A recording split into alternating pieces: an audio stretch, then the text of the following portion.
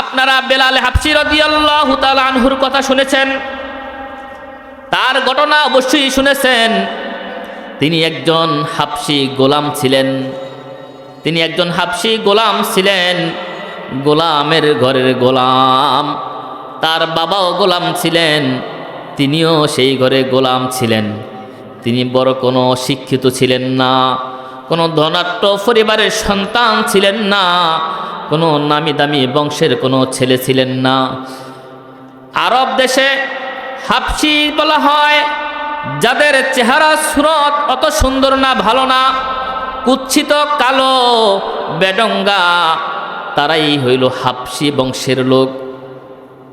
আর গোলাম ছিলেন, তার বাবাও গোলাম ছিলেন। কিন্তু বেলাল হাবশী রাদিয়াল্লাহু তাআলা আনহুর দাম কত ছিলেন জানেননি আপনারা?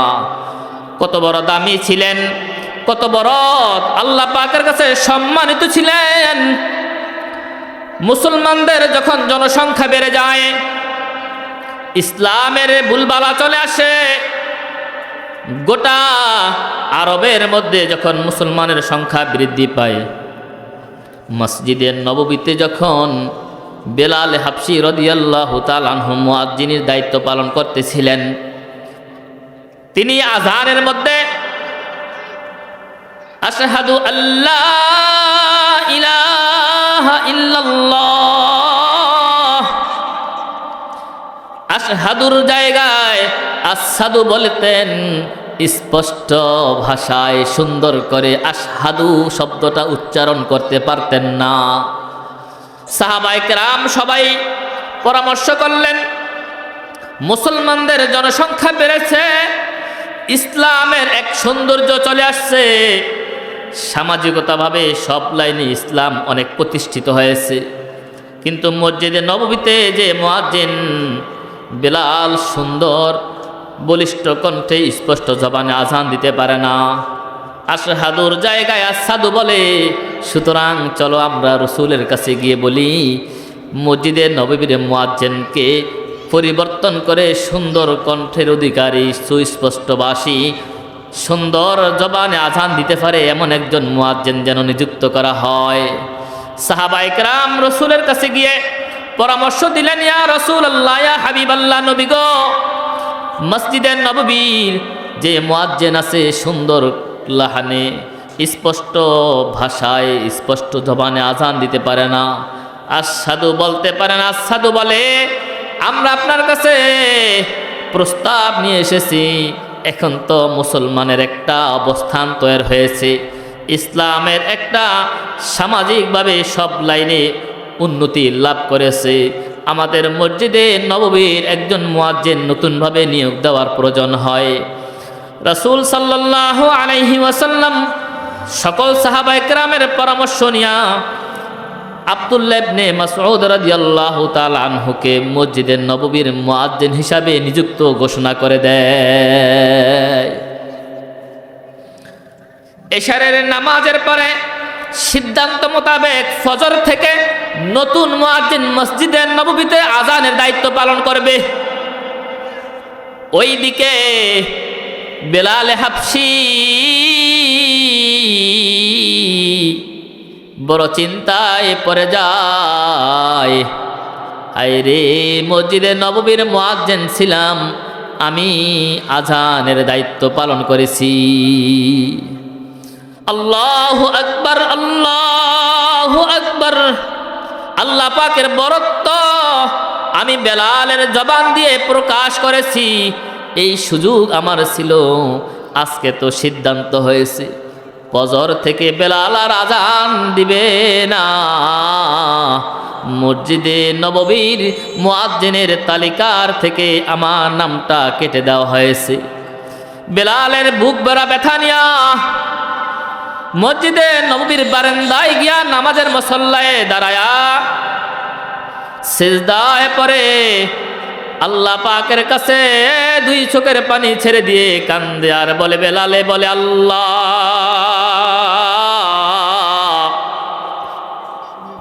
আমি বেলালের কোনো দাম নাই, আমার কোনো মূল্য নাই, আমি একজন হাবশী মানুষ, গোলামের ঘরের গোলাম।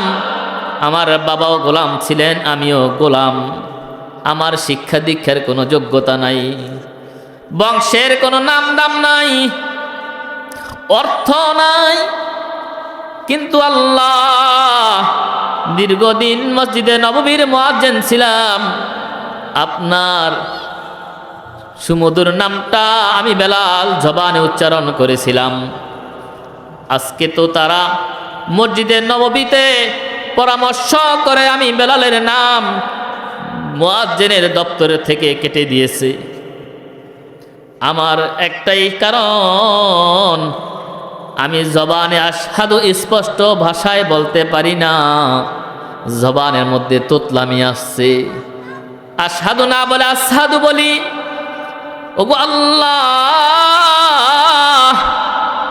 আমি বেলালের জবানে কেনই বা তোতলামি, কেন আমি আশহাদু স্পষ্ট বলতে পারি না?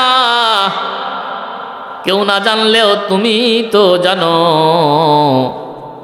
মক্কার কাফের বেঈমানেরা আমি বেলালকে কি পরিমাণ নির্যাতন করেছে। আমি যেদিন তোমার পবিত্র কালেমা পাঠ করেছিলাম, আমি এই কালেমা পাঠ করার অপরাধে মক্কার জালেমরা আমার উপরে নির্যাতন শুরু করে দেয়। একটা সময় আমার উপরে তারা নির্যাতন করতে করতে আমাকে প্রস্তাব দেয়, বেলাল তুমি তোমার জবান থেকে আহাদ আহাদ শব্দকে তুমি বন্ধ করে দাও, এক আল্লাহ এই কথা বলা বন্ধ করে দাও, আমরা তোমাকে ছেড়ে দিব, যা চাইবা তোমাকে আমরা তাই দিয়া দিব। আর যদি তুমি না ছাড়ো, আহাদ আহাদ বলতে থাকো, তাহলে তোমাকে আমরা এভাবে শাস্তি দিতে দিতে তোমাকে শেষ করে ফেলবো।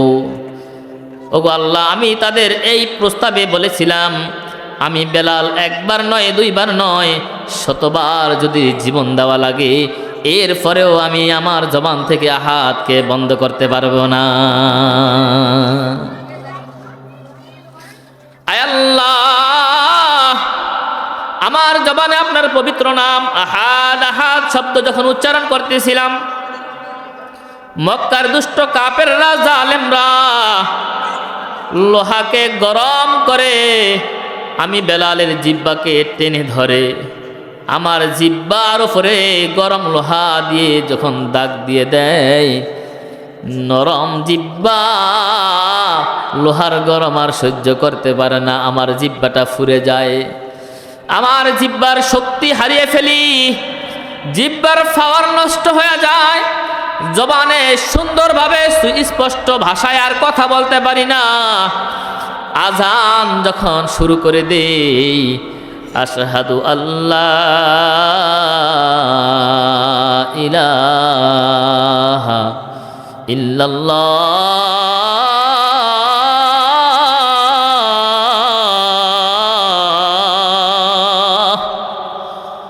ওগো আল্লাহ, আশহাদু আল্লাহ স্পষ্ট বলতে পারি না, আশহাদু বলতে হয়। এই জন্যই আজকে মসজিদে নববীতে মুয়াজ্জিনের দপ্তর থেকে আমার নামটা কাটা যায়। বেলাল আল্লাহ পাকের কাছে দোয়া প্রার্থনা করে রাত্রিবেলা ঘুমিয়ে যায়। সকালবেলা সাহাবায়ে কেরাম দলে দলে সবাই মসজিদে আসতেছে। মসজিদে নববীতে নতুন মুয়াজ্জিন নিযুক্ত হয়েছে আব্দুল্লাহ ইবনে আব্বাস রাদিয়াল্লাহু, আব্দুল্লাহ ইবনে মাসউদ রাদিয়াল্লাহু তাআলা আনহু। তিনি আসিয়া মসজিদে নববীতে আজান দেওয়া শুরু করে দেয়। সুন্দর স্পষ্ট জবানে সুমধুর লাহানে মসজিদে নববীতে ফজরের আজান হয়ে যায়। সাহাবায়ে কেরাম সহ সকলে মসজিদে নববীতে উপস্থিত হয়ে যায়। আল্লাহর রাসূল সাল্লাল্লাহু আলাইহি ওয়াসাল্লামও আছে অপেক্ষায়, অপেক্ষমান, কখন সুবহে সাদেক হবে, ফজর হবে, একটু পরশা হবে, ফজরের নামাজে দাঁড়াবে। রাসূল সাহাবায়ে কেরামকে নিয়ে অপেক্ষায় আছে। কিন্তু দীর্ঘ সময় অতিবাহিত হওয়ার পরেও যখন সুবহে সাদেক হয় না, অন্ধকার এখনো বিদ্যমান, বর্ষা হয় না, দীর্ঘ সময় চলে যায়। সাহাবায়ে কেরাম সহ রাসূল পেরেশান হয়ে যায়, কি ব্যাপার, সুবহে সাদেক কেনই বা এখনো শুরু হয় না, কি হইল, ব্যাপারটা কি, কারণটা কি? অমনিতে আল্লাহ পাক রব্বুল আলামিন হযরতে জিবরাইল আলাইহিস সালাতু ওয়াস সালামকে পাঠিয়ে দেয়। জিবরাইল আলাইহিস সালাতু ওয়াস সালাম চলে আসেন, আল্লাহ রসুলের কাছে আসিয়া সালাম দেয়, আসসালামু আলাইকা ইয়া রাসূলুল্লাহ, আসসালামু আলাইকা ইয়া হাবিবাল্লাহ। ওগো নবীজি, মসজিদে নববীতে আজকে কেন ফজরের আজান দেওয়া হয় নাই? সুবহানাল্লাহ বলেন। জিবরাইল ডাক দিয়ে বলেন, ওগো নবীজি, আজকের ফজরে কেন মসজিদে নববীতে আজান হয় নাই? আল্লাহ রসুল ডাক দিয়ে বলেন, ও ভাই জিবরাইল, আজকে মসজিদে নববীতে নতুন মুয়াজ্জিন তো আজান দিয়েছে সুন্দর কণ্ঠে, স্পষ্ট ভাষায়, সুন্দর লাহানে। আজকে মসজিদে নববীতে নতুন মুয়াজ্জিন আব্দুল্লাহ ইবনে মাসউদ আজান দিয়েছিলেন। জিবরাইল ডাক দিয়ে বলেন, নবী, আজকে মসজিদে নববীতে নতুন মুয়াজ্জিন সুন্দর লাহানে, বলিষ্ঠ কণ্ঠে, স্পষ্ট ভাষায়, সুন্দর আওয়াজ দিয়ে আজান দিতে পারে। যতক্ষণ পর্যন্ত আপনার বেলাল মসজিদে নববীতে আজান না দিবে, ততক্ষণ পর্যন্ত সুবহে সাদেক আর হবে না। সুবহানাল্লাহ। ওগো নবীজি, আজকের ফজরের আজানের আওয়াজ আরশে আজিমে পৌঁছে নাই। প্রতিদিন ফজরের যখন বেলাল আজান দেয়, আসসালাতু খায়রুম মিনান নাওম, বেলালের আজানের ধ্বনি আরশে আজিমে পৌঁছার সাথে সাথে আল্লাহ পাক রব্বুল আলামিন খুশি হয়ে যান। আজকে ফজরের আজানের আওয়াজ আরশে আজিমে পৌঁছে নাই, যার জন্য সুবহে সাদেক হয় নাই। গুফতে হাতিফ বরদরে খায়রুল ওয়ারা, চে সববে বাঙ্গে শুদ খানা কাবা। বেলাল হাবশী রাদিয়াল্লাহু তাআলা আনহু, তিনি উচ্চ বংশের লোক ছিলেন না, বড় শিক্ষিত ছিলেন না, ধনাঢ্য ফ্যামিলির সন্তান ছিলেন না, হাবশী গোলামের ঘরে গোলাম ছিলেন। কিন্তু তার ঈমানের পাওয়ার এতই ছিল, যার আজানের আওয়াজ সপ্তম আসমান ভেদ করে আরশে আজিম, আল্লাহ পাকের আরশে আজিমে পৌঁছে যেত। সুবহানাল্লাহ বলে। বন্ধুরা আমার, এই জন্য ঈমান বড় দামি সম্পদ। ঈমান যখন মজবুত, তখন আমাকে কোনো কিছুই আর আমাকে ঠগাইতে পারবে না, আমাকে আমার ইসলাম থেকে সরাইতে পারবে না, আমাকে ধোকার মধ্যে ফালাইতে পারবে না। আমার ঈমান যদি মজবুত থাকে, আমার মধ্যে যখন আল্লাহ পাকের তাকওয়া অবলম্বন, তাকওয়া যখন আমি অর্জন করব, আমার মধ্যে যখন তাকওয়া থাকবে, তো তখন আমার ভয় ভীতি সব কিছু দূর হয়ে যাবে। এক মহান রব্বুল আলামিনকে ছাড়া আমি আর পৃথিবীর কাউকে কোনোদিন আর ভয় করব না। কথা বলেন ঠিক কিনা? ঘটনা থেকে আমরা কি বুঝতে পারছি? যে আসলেই যাদের ঈমানি পাওয়ার, ঈমানি শক্তি আছে, যাদের মধ্যে ঈমানি শক্তি থাকবে, এদেরকে দুনিয়ার কোনো শক্তি, কোনো ভয় ভীতি তাদেরকে ঈমানের জায়গা থেকে সরাইতে পারবে না। আমি আপনাদের সামনে কোরআনুল কারীম থেকে একখানা আয়াতে কারিমা তেলাওয়াত করেছি।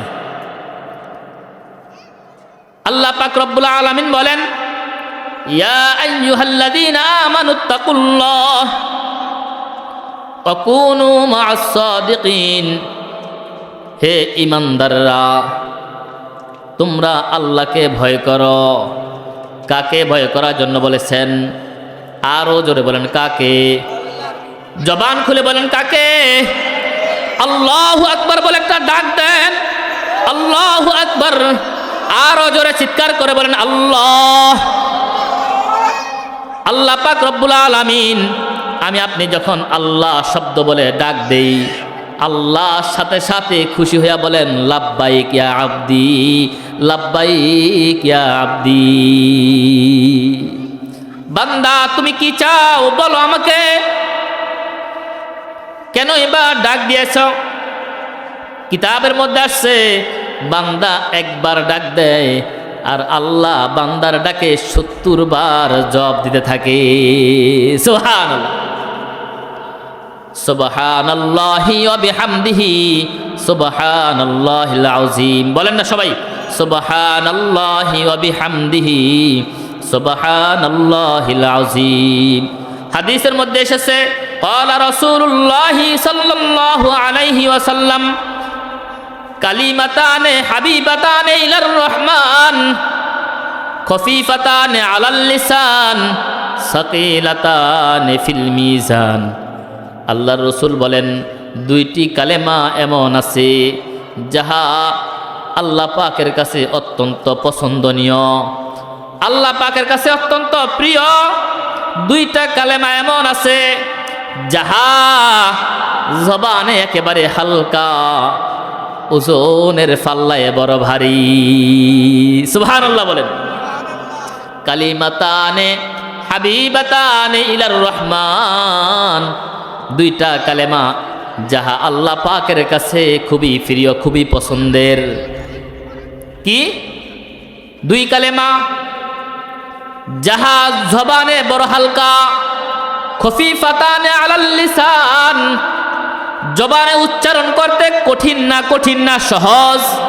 রাসূল বলেন খফিফাতানে আলাল লিসান, জবানে বড় হালকা, তার মানে আপনি উচ্চারণ করতে, দুইটা কালেমা পাঠ করতে তেমন কোনো আপনার কষ্ট হবে না, বেশি কঠিন হবে না, সহজভাবে আপনি উচ্চারণ করতে পারবেন।